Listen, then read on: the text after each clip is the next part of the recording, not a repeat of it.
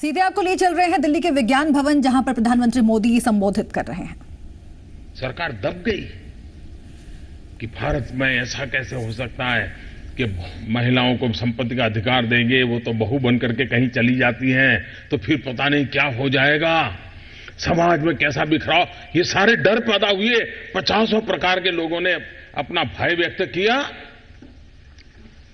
ऐसे समय बाबा साहब को लगा कि अगर भारत की नारी को हक नहीं मिलता है तो फिर उस सरकार का बाबा साहब हिस्सा भी नहीं बन सकते, और उन्होंने सरकार छोड़ दी थी।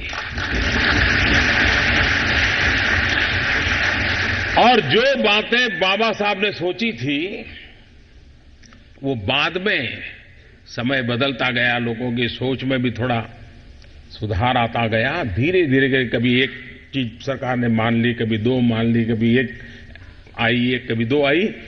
धीरे धीरे धीरे करके बाबा साहब ने जितना सोचा था वो सारा बाद में सरकार को स्वीकार करना पड़ा।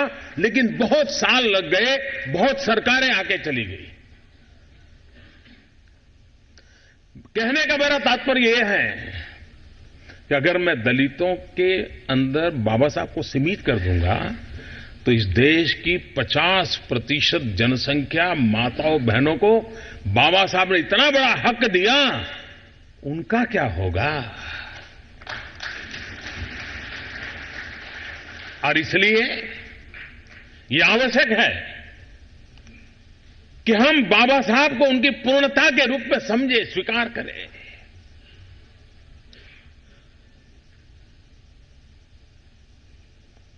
लेबर लॉज हमारे देश में महिलाओं को कोयले की खदान में काम करना बड़ा दुष्कर था।